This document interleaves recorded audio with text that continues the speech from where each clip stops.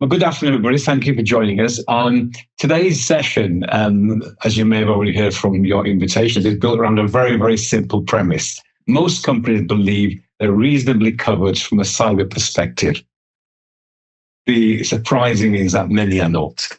The gap between perceived protection and actual protection is where the real business risk sits.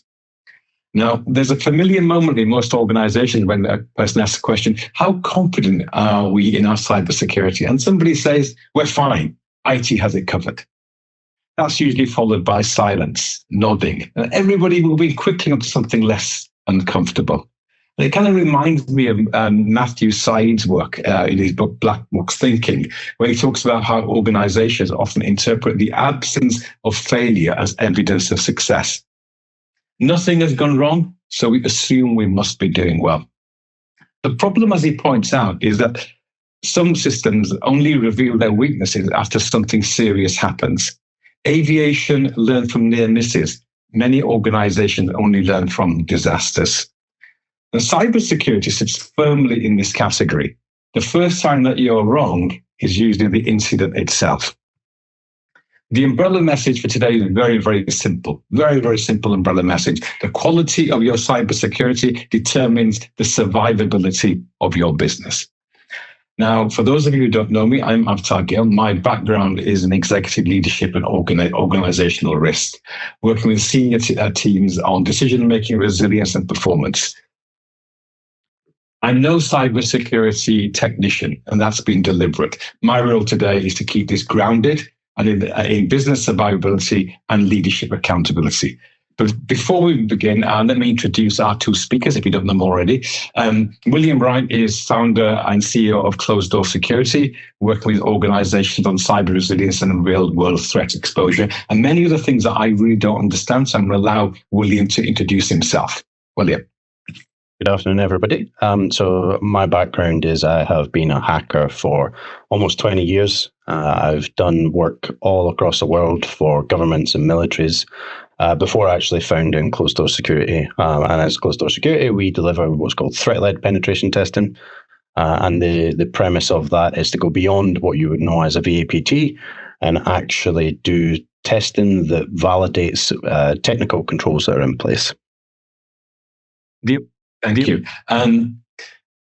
Tony can introduce himself, but I've got a little bit, I asked him some spiel, so I may as well use that spiel. So Tony leads Shreddit Middle East in Dubai and brings over 20 years experience in the data protection industry.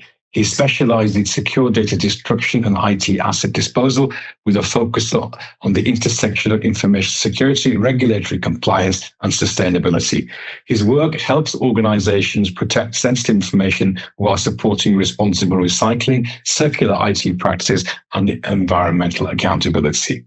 Now, do you want to add anything to that, Tony? Very much like yourself, I'm still learning on the cyber aspects. We do the back end. William does the front end. So if William can stop stuff, it makes our job a lot easier. Pretty much that way. Excellent. And as William said, if you've got any questions, please add them to Teams chat. What we'll try and do, we'll collate them and endeavour to ask as many of them as we can before the end of the call.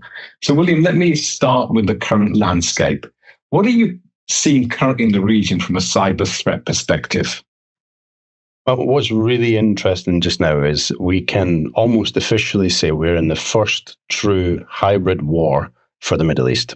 So obviously we go back a few years, the very first hybrid war was the Russia and Ukraine war, where you had the kinetic troops on the ground and you had the cyber warfare. We unfortunately are in the same situation now in the Middle East, where we're actually seeing Iranian and affiliate groups actively attacking countries within the Middle East, whilst the obvious kinetic warfare is ongoing as well. But aside from the actual cyber thing, we've got this weird business resiliency issue going on, where the Iranian groups are actually targeting data centers. So the data centers have been targeted by drones. We know a couple of AWS data centers have went down in the region. So we have this interesting possibility of both cyber attacks and physical attacks, which can affect the business's ability to deliver services, programs, etc. Now, one of the main groups that we're seeing is coined Handala. Now, they have claimed claimed to have breached Dubai courts, Dubai Land Department, RTA, and destroyed a whole bunch of data throughout the government. Whether that's true or not is yet to be seen. We've not seen any official announcement from the UAE government, but overall what we can say is that there's been a huge uptake in the number of detected attacks. There was figures released by the UAE government of around 500,000 cyber attacks per day attributed to Iran and Iranian proxies. And that's up from a pre-war baseline of somewhere between 90 to 200,000 per day. So there's a huge uptake. With that, they're seeing a lot of targeted attacks towards the government, obviously, services, but a huge amount on financial institutions as well. So there's some data being released by a company called SOC Radar that they tracked 1,583 verified cyber incidents throughout this since the start of the war. And of those, 144 of them were against financial institutions in the UAE. So that's a huge amount that's targeting specifically the UAE and specifically financial institutions. There's also, I'm sure we're all used to the SMS targeted attacks, the phishing attacks that we get on WhatsApp and phone calls. But again, there's been a huge uptake in them over the past few months. Certainly, instead of receiving 1 or 2 a week, I'm now getting 1 or 2 a day, pretending to be Dubai police or the RTA, or I got a fine or something. So I think overall what we're looking at, we've got a really heightened threat landscape, and we have a bunch of attackers who are focused on destruction rather than financial gain. Okay. So, I mean, the threats up to about 500,000 a day, you're saying, from about 200,000, huge increase. Wow. And Massive. The Iranian proxies, Handala, do we know anything else about them apart from their motives are mainly destruction? So what's interesting, Handala aren't new. They've been around for a while. They've done a lot. They've claimed a lot in the past. But what we're seeing recently is they've switched more from ransomware and financial gain, like I said, to the destructive, let's just destroy whatever we get involved in. And that's throughout most of the Iranian proxy groups that we're seeing recently. They have made that switch from trying just to extort money to boost the economy into actually just destroying everything they can get their hands on. Okay. Sounds a bit like a proactive scorched earth policy. It is literally that, yeah. Okay. Now, from what you know of what's happening in the threat perspective today and what's happened in the past, is there anything meaningful that we can, and any meaningful differences from what happened then and what's happening now, with the exception of the destruction? Honestly, I think the destruction is the main thing. A lot of these proxy groups have previously just sort of ticked along in the background, the odd claim here, the odd claim there. But now what we're seeing is they seem to be actively activating implants that they have. So a lot of these APTs, or advanced persistent threats, which are sponsored by states, they will actually have access to companies, and they'll sit dormant on them for months, if not years at a time. And they'll either use that to gather intelligence, if it's a government agency or whatever, or they'll use it at some point in the future to ransomware or get some form of financial gain out of it. What we're seeing is a lot of them getting activated now, and you can tell that by roughly at the start when Handala and the other groups got started, there was a huge, just all of a sudden, all of these companies had been hit. Normally you would see a trickle effect where it's just 1 or 2 coming through as they compromise, but because there was such a large kind of all of a sudden, here's all these organizations and companies being hit, that's kind of screams in the background that they were already in there. And now they're just activating what they had access to. Okay, thank you. And so a follow-up question to that, really, William, would be that for all the guests online and me as well to a certain degree, what does that mean for internal capability and skill set requirements for our employees? Before I answer that, I see Tony has stuck his hand up. On you go, Tony. Yeah, sorry. It's just it's a quick question. I've got 3 people just trying to get into the call. If you can just let them in, William. Sorry. He's just joined in late and dropped me a message. No worries. No worries. All right. We'll have questions later, but we'll just get these guys in. Thanks. There you go. That's them in. So Avtar, I think to go on to your question specifically, the big thing is the techniques that they're using haven't actually changed.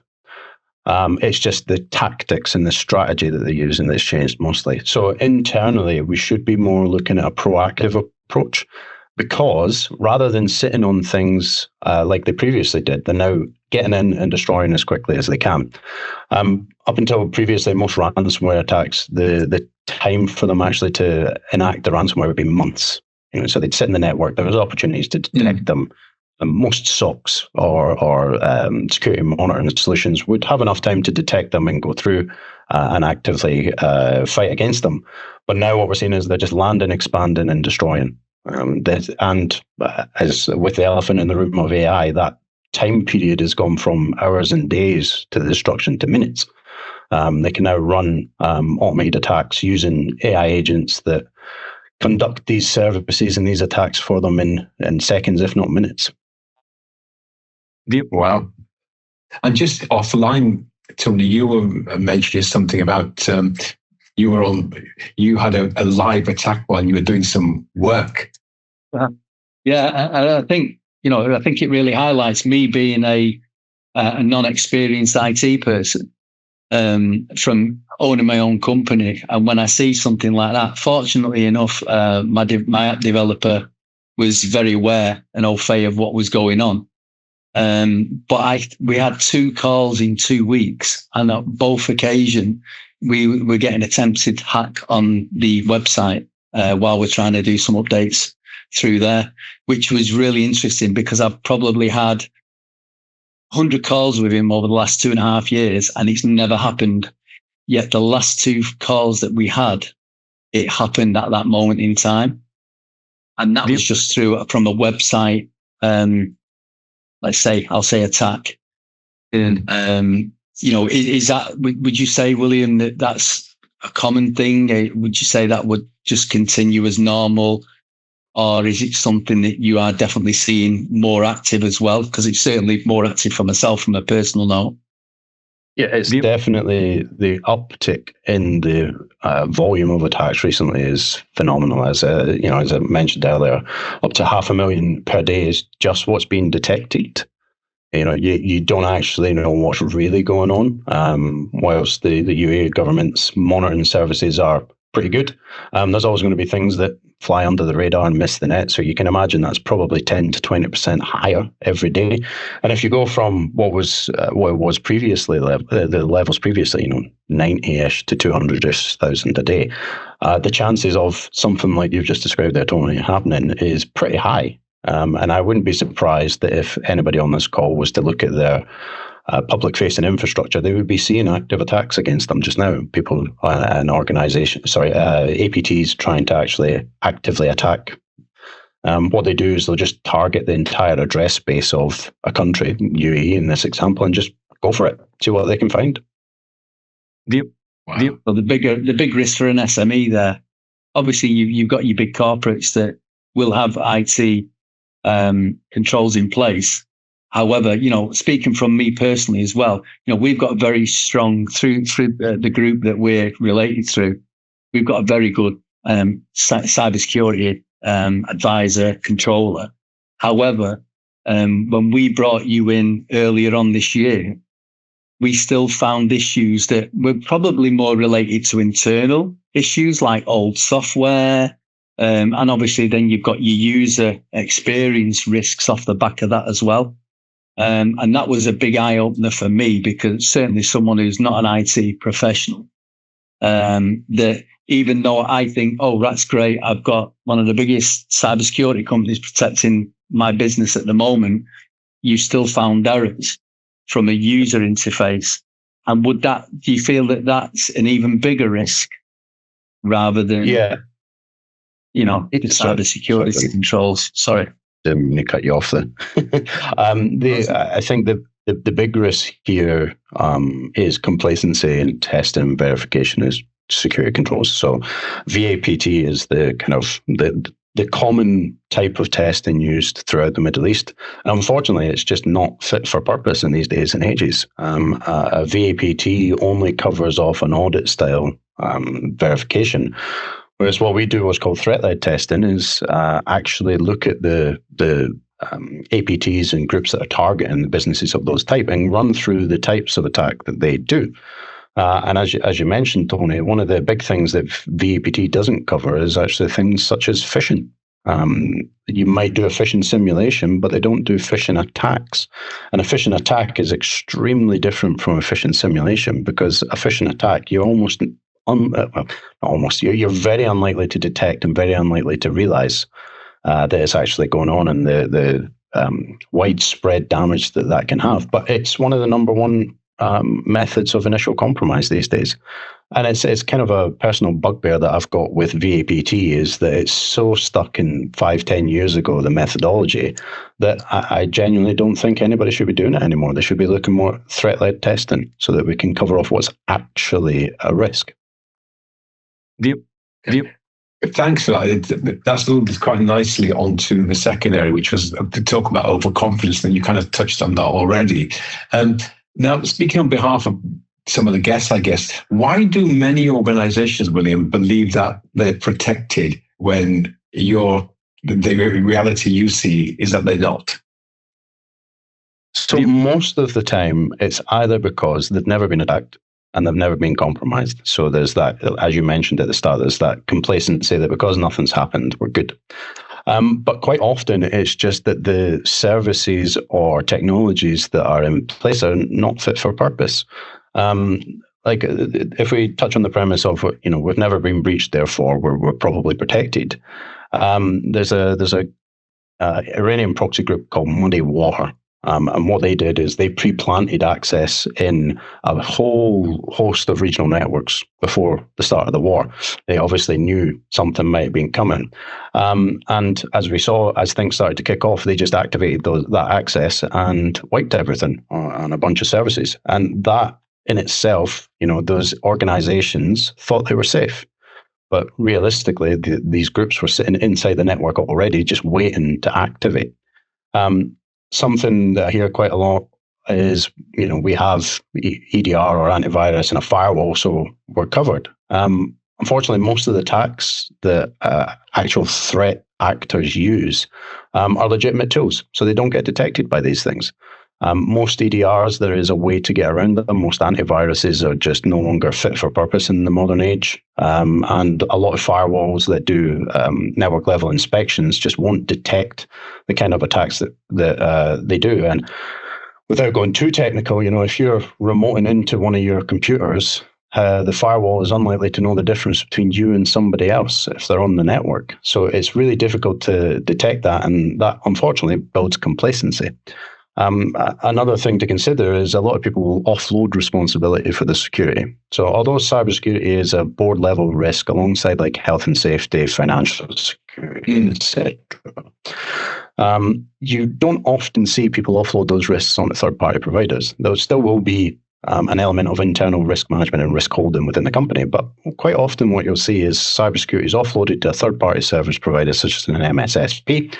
And the quality of that MSSP really determines how good the outcome is in the event of an attack. And unfortunately, that's rarely a good outcome. There's a couple of follow-ups to that, William. Firstly, you said that a lot of these attacks will have penetrated your systems long before the trigger to activate. So how do we cover the dormant phase? Because that's now going into the past and something's already there. And my second question is, you've mentioned a lot of potential blind spots for organizations. What are the other common blind spots that you see? If I touch on the first one, really getting a good setup of security monitoring and then exercising that monitoring using techniques. So if you think of war games in the military perspective, the governments, NATO is a great example. They do lots and lots of war games. Each government will have their own setup for their defense and their attack. So if we think about cybersecurity as the defensive side, they will then set up all the defenses, say naval, they'll send the ships out, set up all the defenses, and then another country will attack them. Now, it's obviously, it's a game, they're not actually attacking them, and that's essentially the process that we go through. Now, one of the things that war games in the military do is there's usually very little restrictions. They're allowed to think outside the box, be really creative. One of the complacency spots that we see a lot within security testing is there will be a specific scope that's really defined that says you can only test or verify these specific controls.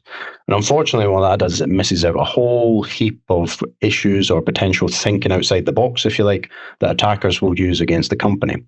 So that mentality of we know what we want tested and we have these defenses in place, it almost creates this catch-22 circle of you're just revalidating the things that already exist, but you're not actually detecting things that might already be sitting in there. So really finding either a company or building the skills in-house to develop that monitoring and detection capabilities, and then exercising it using somebody who's suitably qualified to exercise it, is the best way to do this proactive looking for things that already exist. As part of the exercise, the company or person doing the verification or the testing will create the breadcrumbs that can then be used to detect other groups. And secondly, on your other question about what other things are quite common. So phishing is one of the most common methods of initial access, as I said. Most companies will do two things. They'll have a spam filter of some sorts, and then they'll do phishing training. So I'm sure we've all had those phishing training emails, and if you click the link, you go through and do training. Whilst those are definitely a good starting point, unfortunately, there is always a way to get around a spam filter, and there's always a way to make somebody click a link. It's just a matter of time. So what a lot of VAPT companies will do is they will just do that phishing simulation and tell you just to click on the link and here's the users that clicked it. Now, what a threat-led test does, and what we do is we actually say, okay, we're going to get somebody to click the link, and then we're going to behave as if we were actually a state-sponsored actor and go through the entire process of compromising the business using phishing. And as I said previously, that sets up the breadcrumbs that can then be monitored through the security monitoring services. That is probably the number one way that we compromise companies and the number one way that companies get compromised. And that in itself is the main focal point of pretty much every attack these days. So it's definitely something that gets overlooked. Okay, thank you. Tony, do you want to add anything to that? Again, I'm just speaking from an owner that's not very au fait with cyber. Obviously, the basic fundamentals, like you say, the phishing exercises, etc. What would we say from an IT point of view? So I'm an IT manager at this moment in time, and I've gone out there and got a third-party provider, paying some decent amount of money for that service that they're providing. They're very reputable business, so I feel comfortable. So for someone, like yourself that would come in and say to me, well, how do we know that they're doing the job correctly? Me as an IT manager at the starting point might see that as a negative in relation to saying, basically that's making me look bad, because it means if I go out there and bring an IT company in and next minute you come in and hack me, so I suppose some senior leaders might turn around and say, well, you've chosen, what due diligence did you do if their system's not right? So I suppose, what would be said to that? And before you answer that question, can you open the chat, William, as well? Because I've had a message off one of the attendees that wants to send a question. So I think it's blocked. The Q&A should be there. Yeah, Q&A is there, so you can post in the Q&A. So not the chat. Post in the Q&A. Okay. Yeah, I'll post one in there so that everybody can see where it is. So there's a sense of humility that needs to come from specifically what we do, in that our job is not to make anybody look bad. It is to find the shortcomings and then to teach and educate on those. There's almost no outcomes that are going to be good after what we do. Like it's very rare that we don't manage to find something which is really something to worry about. If you go into these types of exercises with that in mind, then you can start to understand in advance that regardless of which company you bring in to do your IT, regardless of which staff you've got, there's always going to be something. Right. How much of something really comes down to how you do your procurement process for any of the services. So if you look at IT, make sure that you're using properly accredited IT providers, maybe Microsoft certified, AWS certified, depending on which technologies you're using. When it comes to security monitoring, antivirus, etc., it's about maybe using best in class where the budget affords. Where the budget doesn't afford, it's using the best that you can get. And the ways to kind of filter those out is to look at accreditations from an MSSP perspective. So the Dubai government, thankfully, accredit companies now so that they meet a minimum standard. That's the Dubai Cyber Force, and they do that for penetration testing, SOC services, cloud services, and a few other things. But also just looking at the referenceability as well. A lot of companies who are MSSPs in the Middle East that I've come across will have just started. Now, there's nothing wrong with having a new business. I totally get that process. But when it comes to securing somebody's livelihood, you really need to have referenceability to say that you've been able to do what it is that you've been saying that you can do. And lastly, really is just going through a bit more due diligence before onboarding any form of supplier. I know it's not fun to do these forms because I have to fill them out myself. They're not the most fun forms to fill out. But any reputable business who's supplying services will be able to provide you all the due diligence that's required to make sure that the services that they're delivering actually does the job. Thanks, William. Something you said resonated with me from the hospitality and consultancy background in the past, whereas, retail, hospitality, leisure, we've been doing this for years and we call it mystery shopping. And what you're advocating is no different to that. But the mental switch that's required inside the leadership team is should be a learning process rather than who hasn't done their job properly. Exactly. And there's an interesting thing. So we also do what's called red teaming, where we will physically attack offices and social engineer people in person to try and get in. And as part of our contracts, we make sure that there's a legal agreement that nobody can be disciplined within the business if we manage to convince them to let us into somewhere. And the purpose being is exactly that mystery shopper thing. The problem that we're trying to fix is not the individual person. It's a culture or a procedure or a policy issue that we're trying to highlight. It just so happens that individual person is the one that was targeted for that moment. And that in itself can sometimes switch the mentality around when you get to that level of discussion. Like you said, it's about, okay, this is a learning process. This isn't we're not here to hold anybody's feet to the fire. We're not here to make anybody look bad. We just want to make sure that all avenues are covered and that everybody benefits from it.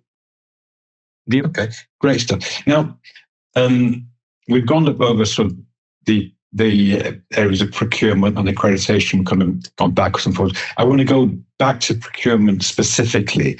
Now, there's a lot of leaders on this call here, and if there were 3 questions that leadership should be asking potential suppliers or providers of cybersecurity, what should those top 3 questions be?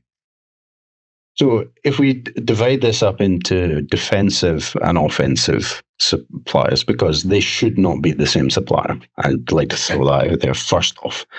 If we look at defensive, it would be, what is your typical time to respond? Now, that will be a number that they will have averaged out over the years that says when they detect something, this is our typical time to respond. Hours to a day is probably pretty average. Some are quicker, some are longer, but that's, somewhere in the region of 12 hours to a day is pretty average. The quicker you can get that, the better. But I understand there is a direct budget impact to the speed of response. The quicker providers are not going to be cheaper.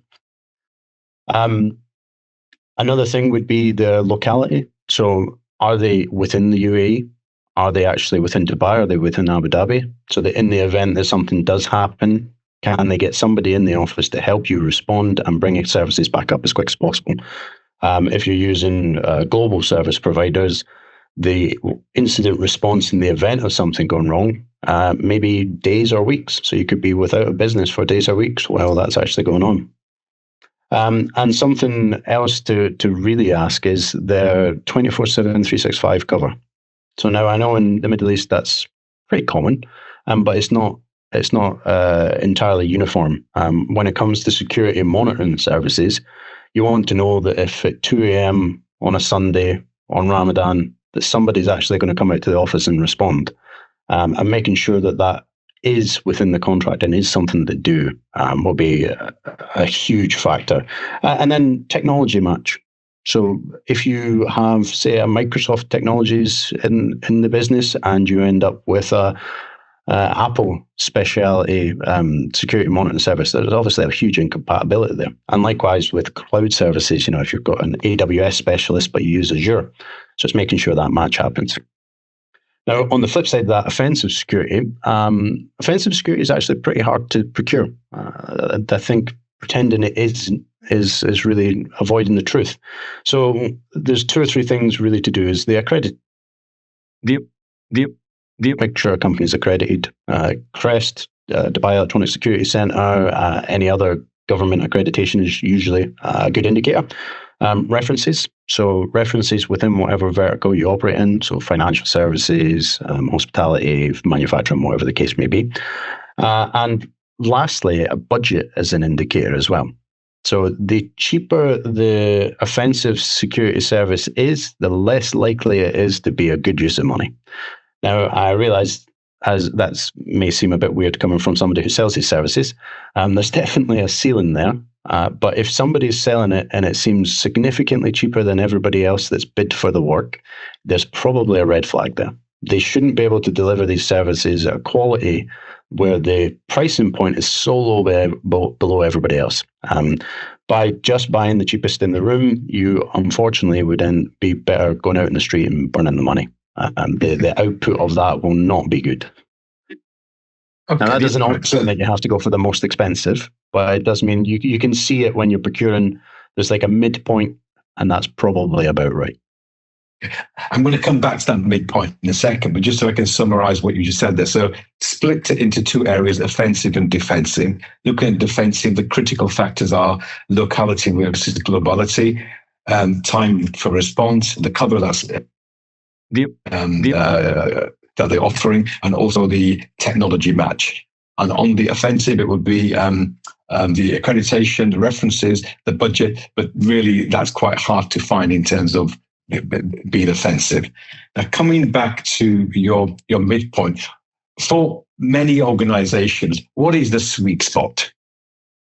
The sweet spot is going to be something that provides you with enough confidence that doesn't break the bank. Every organization is going to have their pricing point. It's always going to be different. And I completely get that most RFPs or quotes that go out, they will have hugely expensive and hugely cheap pricing.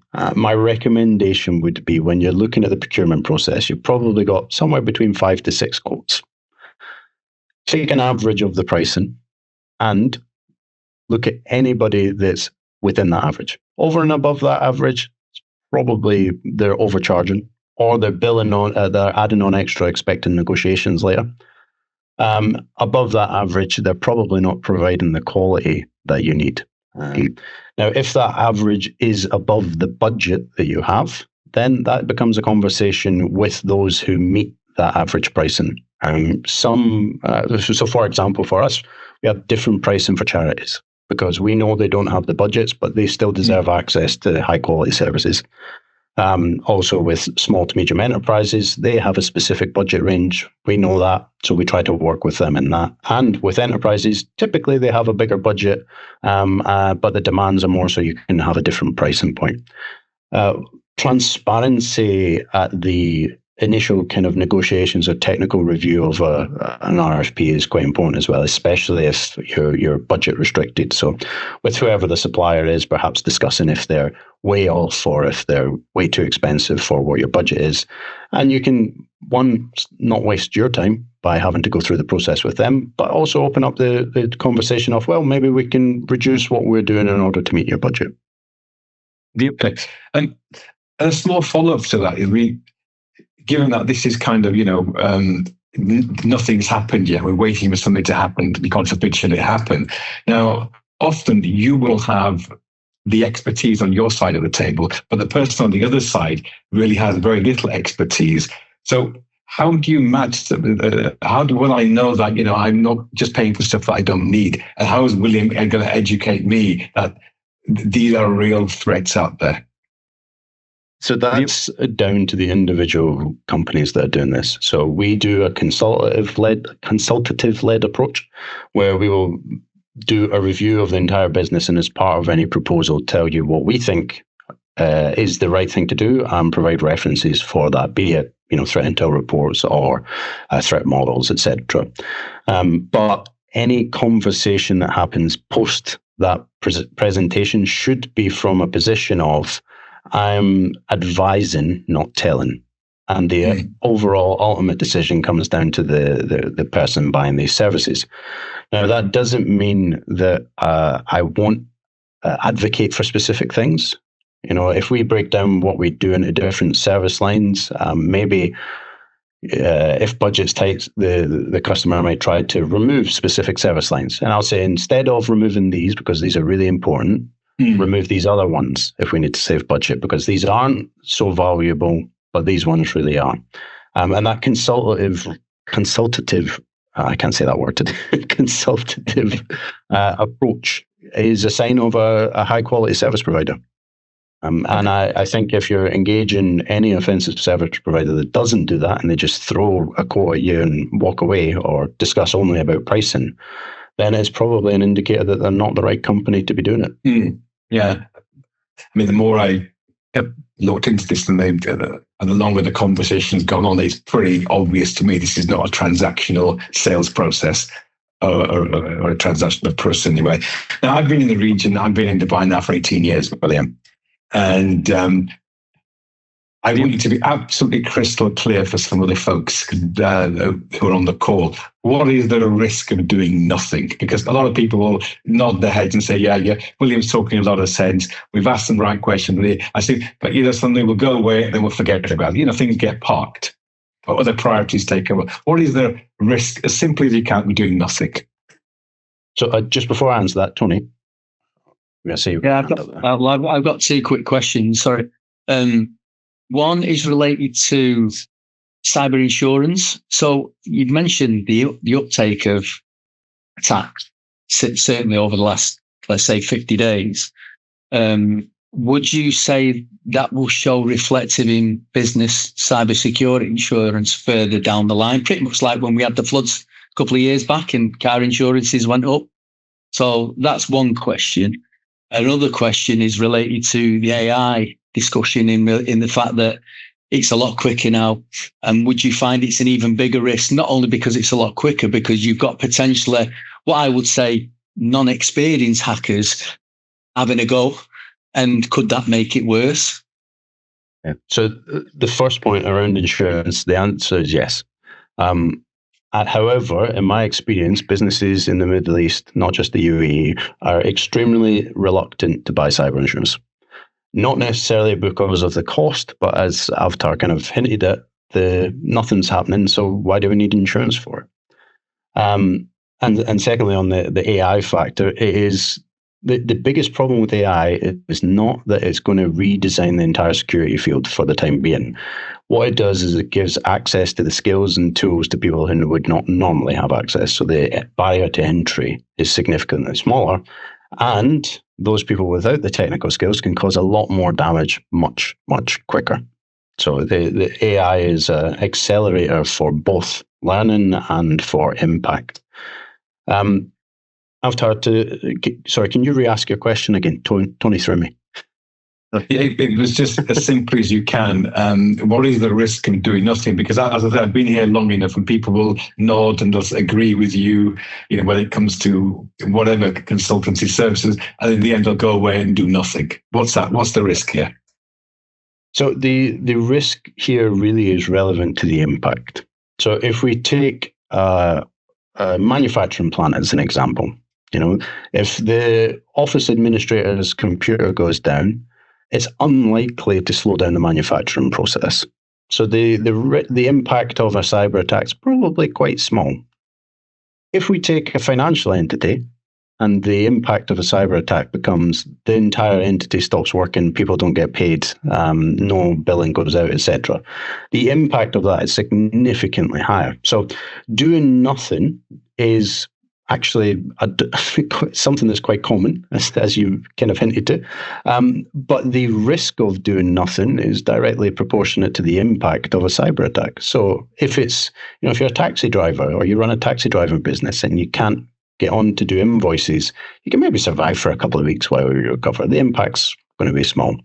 But if you're a business that relies fully on IT infrastructure to deliver your services, you could be looking at an overnight, your business is entirely gone. And all of your employees can't be paid and all of your services can't be delivered. And unfortunately, there was a statistic recently where I think the average cost of a cyber attack in the Middle East was 25 million dirhams. I think the average, and about 19% or 20% of companies, small to medium enterprises, went bankrupt within a week of a cyber attack, and the remainder who did go bankrupt went bankrupt within 3 months. So we're talking not just about maybe 2 or 3 days where something go wrong, or maybe one person's out of work for a day or two. When we talk about like health and safety risks, it's maybe an individual or perhaps a team. We're talking about an existential risk here, where if you are reliant upon IT services to deliver your business, you should really be looking to protect them. Otherwise, you could walk into work one morning and have no business left. I say that without being an alarmist. Yeah, it's unfortunately a fact. Very sobering. Thank you for that. William, can I throw another question in? Go for it. When I worked for Shredder International, we had local IT. However, everything was managed over in Canada. So obviously, when you're talking, your IT management controls are based on the other side of the world in a completely different time zone. Is there anything that could be done locally in respect of giving the peace of mind for that location in the background, working in parallel with maybe their headquarters based in another part of the world? Yeah, it's quite a common model, actually. So a lot of large global entities will have local offices, as you mentioned. And each local office will have autonomy to buy services that they require that are specific to their region. Now, that's not just cyber. It can be anything. Take shredding, for example. They'll buy the local shredding services. With cyber, it's a bit more difficult because normally technologies are linked. So if you, for example, use Microsoft 365 in a group perspective, the control over that tenancy 365 might lie at the group level. So maybe it's based in the US, and you have no control or autonomy over it, but you might have identified that as your biggest risk. And really the conversation then becomes with the group level IT or cyber services to either procure their services that they supply, or to argue with them and say, listen, we don't feel like we're protected sufficiently at the local level, so we need to bring in services that exist locally here and are actually appropriate for the region that we operate in. Or if they're happy with the current model that they've got, a beneficial would be for someone to do some threat-led potentially to make sure that connection is through. Yep. If they feel obviously we all know big corporates won't change, which is understandable. They like to control it in where the heart of compliance in the IT network is going to be based, but it must be an absolute nightmare for an IT head based in UAE, and they've got a headquarters in Europe or US, and they're getting, really strangled with worry, because a lot of IT people will worry. And from an offensive perspective, because it's a project-based type of work, you're not in constantly, unless you buy the recurrent services. It's usually an in and out kind of job, so you typically don't need much support from group level. So we do a lot of banking, and those banks are managed massively throughout the world. But the local banks, the individual branches, still procure us because they want to feel comfortable at their level, and anything that highlights at a group level, they push up. Sorry, Avtar, back to yourself. No, it's okay. And these aren't planted questions. It's just getting me thinking all the time. No. I talk for hours. It's a standard conversation with me and Johnny. I think I'm conscious of time. We said for 45 minutes to troops. We're kind of there or thereabouts. Are there any pressing questions from the audience that they'd like asking? I don't know. Can you see them, William? I can see a couple of questions. I can't see them. Yeah, we've got two in there. So my IT guy says we're fine. How do I actually check if that's true? The short answer is some form of offensive security services being procured. Now, excuse me, if you have just like one IT manager, it may be a good idea to take that responsibility off them, but explain that this is not to test them, it's to make sure that you're doing the right thing. So actually having an offensive security review that is not managed by the IT manager so that they can control it and make them hide things that they already know exist, I think would be the answer to that. And then the other one, how can you check the credibility of credentials of a cybersecurity specialist? So I kind of touched on this. The accreditations, most certifying bodies will have a website where you can go off and verify them. So if we use Desk, for example, you can go on their website and there's a list of accredited service providers. If we Crest for offensive and defensive, you can go on their website and check what companies they're accredited for. But simply, one of the easiest ways is to ask them for a copy of the certificates. Every single one of these issues a certificate in either PDF form or a blockmark URL that can be verified. And if it's actually legitimate, they will pass them through. Thank you very much for that. If there's no other questions, we can wrap up. Now, I'm assuming that everybody online's got your contact details, Tony and William. Yes. Well, they'll have an info extra email yet. And what we'll do, Avtar, is I've got some questions to send after this, and I'll send a copy of the video as well. Sorry, I've got one more question I want to throw in. Well, there's two more came in, Tony, from the audience. Is it? Okay. You want to go and then we'll...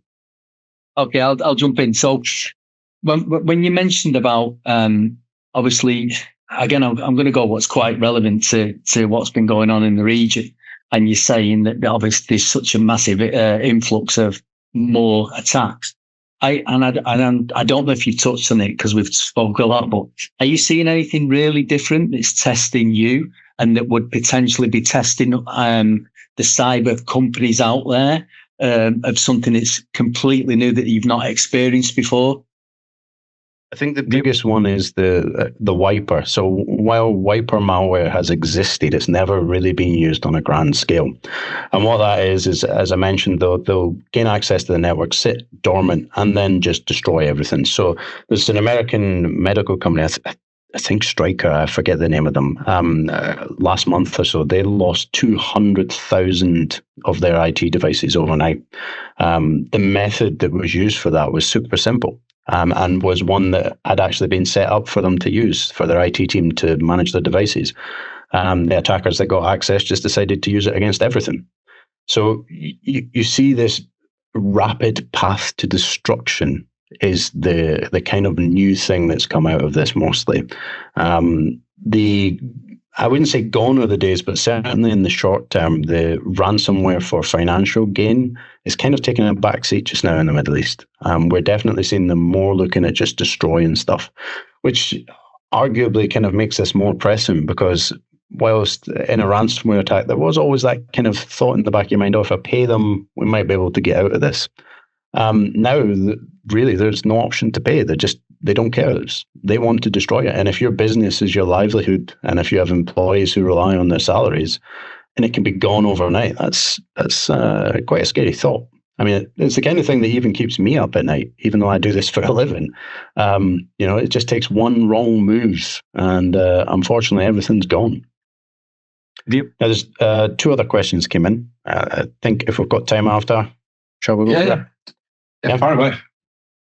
So in regards to local versus HQ-based procurement, do you tend to see the methodologies behind attacks can vary depending on the region they take place in? Or was it simply to procure local services to better help with time zone issues and response times? It's a bit of both is the answer to that. So threat actors will be specific to regions as well as to industries. So the threat actors that are for the UK or America will be different to those from the Middle East or from Africa, for example. Now, the overall premise will be very similar. There may be a lot of crossover, but there's definitely an element of the people in the region know what's happening within the region. Therefore, they know what you're more likely exposed to. And the same is true of the defensive side of stuff. So those who work within the UAE as a defensive consultancy will have a significantly higher level of threat intel for local attacks than somebody who's based in the States. It's just that local experience really helps when it comes to protecting your business. If you think about laws and regulations from a lawyer, for example, I wouldn't want a lawyer in the US working on legal matters in the UAE because they are unlikely to have the experience. And the same is true here. And last question is, how can you identify if somebody has already accessed and is in your systems? Unfortunately, that's a very difficult thing to do. The security monitoring services that can be procured, the majority of them will struggle to detect somebody at that level who's sitting dormant within the system. It's only once they actually activate the access that they've got and try to do something that they'll be detected. One of the ways to identify them is to do an offensive kind of test. So, employ someone like us or any other consultancy that can do that, and then highlight the breadcrumbs of what it is that was successful and feed that intelligence back into the detection systems. That can then highlight, oh, wait, actually, they did this and somebody else did that 3 weeks ago, but they've not done anything since. And then that's a red flag to go back and check. Now, there are some additional ways to do that, but I don't think we've got a couple of hours to talk through. So I'll brief that, but there's a few different technical ways to do it. But for the most part, if you're bringing in a defensive security company to try and detect what's in there already, they should do some form of review, but they won't detect everything if that account or access is not active at that point in time. Okay. Thank you very much. Tony, you want to add anything, last words? Yeah, I've got one more question that's just come to mind. Working from home. Sorry. Yep. Working from home, where do you see the risk points are? Because I know a lot of businesses drop on a VPN. But I'm sure when you see some of the biggest companies in the world are getting attacked and getting breached, even some of the biggest leaderships, as we've seen recently on the news in the US, was it FBI gentlemen? Where do we look at that from a working from home standpoint as well? Because I'm just thinking, a lot of businesses over the last couple of weeks have been working from home and we're all pretty much IT based. What do you see there? Any risks increase as well over the last 50 days locally through what's going on? So the kind of two issues with working from home, and we saw this in COVID, was the speed of implementing the technology usually ends up in corners being cut. So either it's not configured properly or it's just not built in the way that it should be, and it can leave the gate open, if you like, into the business. But the second one's complacency. And that's the real issue with working from home is if you're working from home, the kids might be running around causing drama and you end up clicking on a link that you normally wouldn't if you're in the office. Or you end up downloading something and running it, and before you know it, the kettle's going, your cup of tea's ready, you come back and it's too late. It's that the complacency is the big one, really. The technology-wise, most companies these days are implementing smart and secure technology. Not impossible, of course, but most of the days since COVID, most people have gone through that painful process of investing and setting that up. But the problem becomes at the other side of the keyboard, usually from home. The human error. Yeah. Totally agree. Unfortunately, a lot of these attacks start with the person behind the keyboard rather than the technology. Yeah. Okay. I think we can wrap up. There's no big elaborate wrap up feel. I mean, all I'd like to sort of a key takeaway for me is that cybersecurity isn't about whether you bought something. Is the damn thing actually going to work when you need it to work? That is being a big, powerful message of today. And if the conversation today has raised any questions with any of the audience, please reach out to William and Tony. And William and Tony, thank you very much. And thank you for everybody for joining us. Safe travels or safe work wherever you are. Thanks again. Thanks, guys. Avtar. Thanks, Avtar. Thanks, William. Yeah. Great to see you. Bye. Take care. Bye-bye.